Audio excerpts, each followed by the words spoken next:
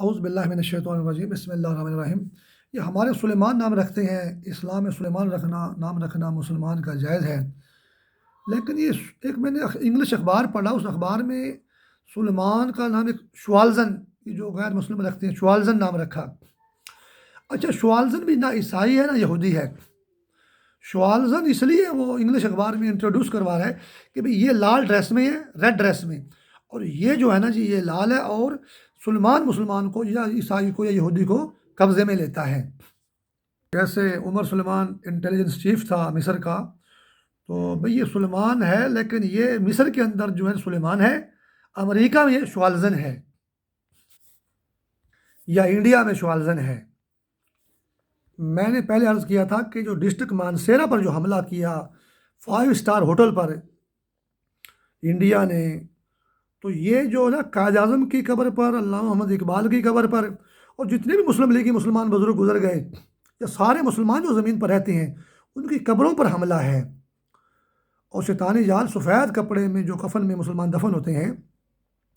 ان کو سفید،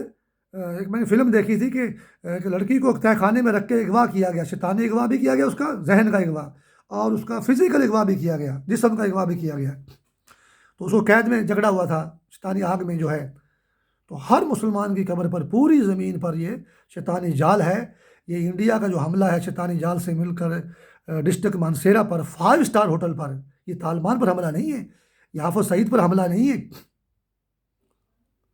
یہ کوئی ٹریننگ کیمپوں پر حملہ نہیں ہے،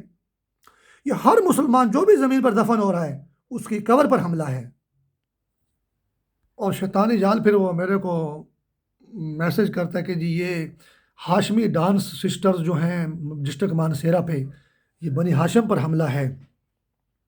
اور یہ ہاشمیوں کو جال میں جکڑنے کے لیے انڈیا کا حملہ ہے، شیطانی جال انڈیا کے ساتھ ہے۔ اور ویسے اخباروں میں اگلی طالبان پر حملہ ہے، اور ٹریننگ کیمپوں پر مجاہدین پر حملہ ہے۔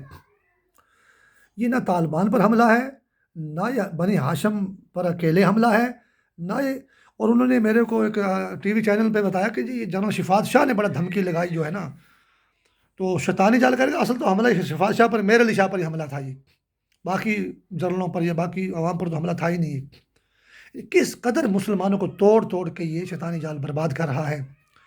حقیقت یہ کہ ہر مسلمان جو بھی دفن ہوتا ہے سفید کفن میں، سب کی قبروں پر حملہ ہے، یعنی آخرت پر بھی حملہ ہے۔